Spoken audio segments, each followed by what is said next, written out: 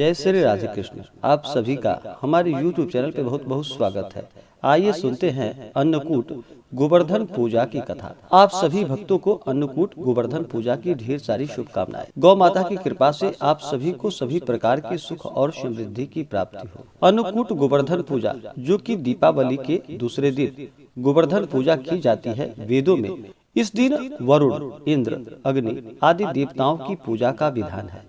उसी दिन बलि पूजा, गोवर्धन पूजा, मार्गपाली आदि होता है। इस दिन गाय, बैल आदि पशुओं को स्नान कराकर फूल माला, धूप, दीप, चंदन आदि से उनका पूजन किया जाता है।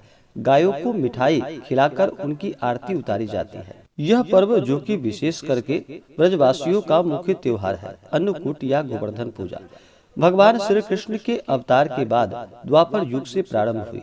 उस समय लोग इंद्र भगवान की पूजा करते थे तथा 56 प्रकार की भोजन बनाकर तरह तरह के पकवान व मिठाइयों का भोग लगाया जाता था। ये पकवान तथा मिठाई इतनी मात्रा में होती थी कि उनका पूरा पहाड़ ही बनाया जाता था। अन्नकूट एक प्रकार से सामूहिक भोज का आयोजन है, जिसमें पूरा परिवार और वंश एक जगह बनाई गई रसोई से भोजन करता है। इस दिन चावल, बाजरा, कढ़ी, साबुत मूंग, चौरा तथा सभी सब्जियां एक जगह मिलाकर बनाई जाती है। मंदिरों में भी अन्नकूट बनाकर प्रसाद के रूप में बांटा जाता है। इस दिन प्रातः काल, जो कि गाय के गोबर से गोवर्धन बनाया जाता है, अनेक स्थानों पर इसको मनुष्य आकार बनाकर पुष्पों, लताओं आदि से सजाया जाता है। शाम को गोवर्धन की पूजा की जाती है। पूजन में जल, फूल, अक्षत, चंदन, धूप, दीप, नैवेद्य, खीर, बतासे आदि का इसमें प्रयोग किया जाता है। गोवर्धन में ओंगा अनिवार्य रूप से रखा जाता है। पूजा के बाद, जो कि गोवर्धन जी की 7 परिक्रमाएं उनकी जय बोलते हुए लगाई जाती है। परिक्रमा के समय एक व्यक्ति हाथ में जल का लोटा व अन्य खील, जो कि जौ, लेकर चलते हैं। जल के लोटे वाला व्यक्ति पानी की धारा गिराता हुआ तथा अन्य जौ बोते हुए परिक्रमा पूरी करते हैं। गोवर्धन जी गोबर से लेटे हुए पुरुष के रूप में बनाया जाता है। इनकी नाभि के स्थान पर एक कटोरी या मिट्टी का पात्र रख दिया जाता है। फिर इसमें दूध, दही, गंगाजल, शहद, बतासे आदि पूजा करते समय डाल दिए जाते हैं। वैसे इस पर्व को मनाने की अपनी अपनी परंपरा है, तो आप अपनी अपनी परंपराओं के अनुसार इस पर्व को मनाएं। बाद में इसे उन वस्तुओं को फिर प्रसाद के रूप में बांट दिया जाता है। अन्नकूट में, जो कि चंद्र दर्शन अशुभ माना जाता है, यदि प्रतिपदा में द्वितीया हो तो अन्नकूट अमावस्या को मनाया जाता है। इस दिन प्रातः तेल मलकर स्नान करना चाहिए। इस दिन पूजा का समय कहीं पर प्रातः काल है, तो कहीं दोपहर, तो कहीं पर संध्या का समय गोवर्धन पूजा की जाती है। इस दिन संध्या के समय दैत्यराज बलि का पूजन भी किया जाता है। गोवर्धन गिरी भगवान के रूप में माने जाते हैं और इस दिन उनकी पूजा अपने घर में करने से धन, धान्य, संतान और गोरस की वृद्धि होती है। आज का दिन 3 उत्सवों का संगम होता है। इस दिन दस्तकार और कल कारखानाओं में कार्य करने वाले कारीगर भगवान विश्वकर्मा की पूजा भी करते हैं। इस दिन सभी कल कारखानाएं तो पूर्णतः बंद रहती है। घर पर कुटीर उद्योग चलाने वाले कारीगर भी काम नहीं करते। भगवान विश्वकर्मा और मशीनों के उपकरणों का दोपहर के समय में पूजन किया जाता है। यह सभी जगह अपने अपने तरीके से मनाया जाता है। कहीं पे मनाया जाता है और कहीं पे नहीं भी मनाया जाता है। तो इस दिन विशेष प्रकार से इस दिन गोवर्धन का पूजन करना चाहिए, भगवान श्री कृष्ण का पूजन करना चाहिए, गौ माता का पूजन करना चाहिए। इससे पुण्य फलों की प्राप्ति होती है। तो आइए सुनते हैं अन्नकूट गोवर्धन पूजा की कथा।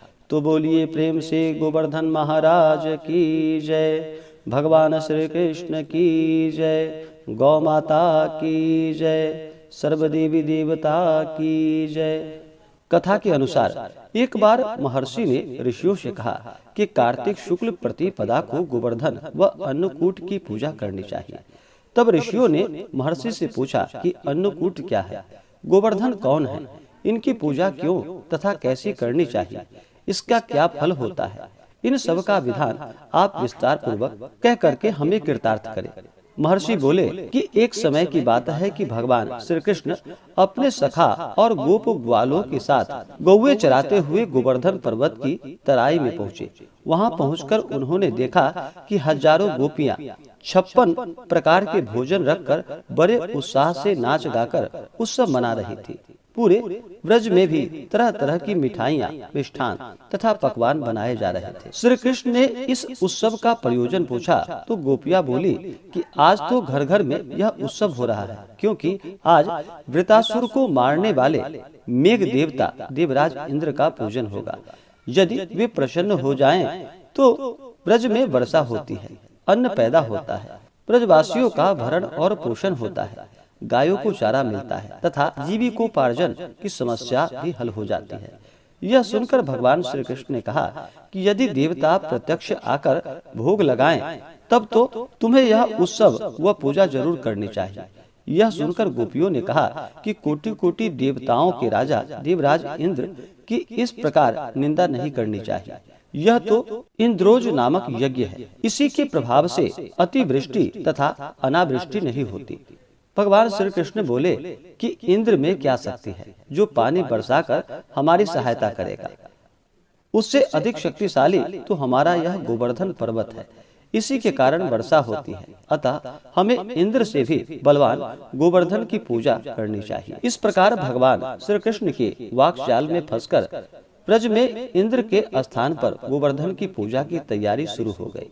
सभी गोप ग्वाल अपने अपने घरों से सुमधुर मिष्ठान पकवान लाकर गोवर्धन की तलहटी में श्री कृष्ण द्वारा बताई गई विधि से गोवर्धन पूजा करने लगे। उधर श्री कृष्ण ने अपने आदिदैविक रूप से पर्वत में प्रवेश करके ब्रजवासियों द्वारा लाए गए सभी पदार्थों को खा लिया, उन सबको आशीर्वाद दिया। सभी ब्रजवासी अपने यज्ञ को सफल जानकर बड़े प्रसन्न हुए।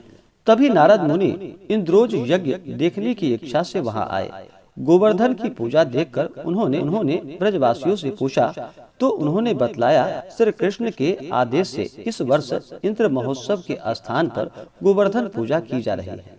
यह सुनते ही नारद उल्टे पांव इंद्रलोक पहुँचे तथा उदास तथा खिन्न होकर बोले कि हे राजा, तुम महलों में सुख की नींद सो रहे हो। उधर गोकुल के निवासी गोपों ने इंद्रोज बंद कर आपसे बलवान गोवर्धन की पूजा शुरू कर दी है। आज से यज्ञ आदि में उसका भाग तो हो ही गया है। यह भी हो सकता है कि किसी दिन श्री कृष्ण की प्रेरणा से वे तुम्हारे राज्य पर आक्रमण करके इंद्रासन पर भी अधिकार पाले। नारद तो अपना काम करके चले गए। अब इंद्र क्रोध में लाल पीले हो गए। ऐसा लगता था जैसे उनके तन बदन में अग्नि ने प्रवेश कर लिया हो। इंद्र ने इसमें अपनी मानहानि को समझकर अधीर होकर मेघों को आज्ञा दी कि गोकुल में जाकर प्रलयकारी मूसलाधार वर्षा से पूरा गोकुल तहस नहस कर दो। वहाँ प्रलय का सा दृश्य उत्पन्न कर दो। पर्वतकार प्रलयंकारी मेघ ब्रजभूमि पर जाकर मूसलाधार वर्षा करने लगे। कुछ ही पलों में ऐसा दृश्य उत्पन्न हो गया कि सभी बाल ग्वाल भयभीत हो उठ गए। पर्वतकार प्रलयंकारी मेघ ब्रजभूमि पर जाकर मूसलाधार बरसाने लगे। कुछ ही पलों में ऐसा दृश्य उत्पन्न हो गया कि सभी बाल ग्वाल भयभीत हो उठे। भयानक वर्षा को देखकर ब्रजमंडल घबरा गया। सभी ब्रजवासी श्री कृष्ण की शरण में जाकर बोले कि भगवान, इंद्र हमारी नगरी को डुबाना चाहता है, आप हमारी रक्षा कीजिए। गोप गोपियों की करुण पुकार को सुनकर भगवान श्री कृष्ण बोले कि तुम सब गौओं सहित गोवर्धन पर्वत की शरण में चलो, वही सबकी रक्षा करेंगे। कुछ ही देर में सभी गोप ग्वाल पशुधन सहित गोवर्धन की तलहटी में पहुंच गए। तब श्री कृष्ण ने गोवर्धन को अपनी कनिष्ठा उंगली पर उठाकर छाता सा तान दिया और सभी गोप ग्वाले अपने पशुओं सहित उसके नीचे आ गए। 7 दिन तक गोपिकाओं ने उसी की छाया में रहकर अतिवृष्टि से अपना बचाव किया। सुदर्शन चक्र के प्रभाव से ब्रजवासियों पर एक बूंद भी जल नहीं गिरा। इससे इंद्र को बड़ा ही आश्चर्य हुआ। यह चमत्कार को देखकर और ब्रह्मा जी द्वारा श्री कृष्ण अवतार की बात को जानकर इंद्र को अपनी भूल पर पश्चाताप हुआ। वह स्वयं ब्रज गए और भगवान श्री कृष्ण के चरणों में गिरकर अपनी मूर्खता पर क्षमा याचना करने लगे।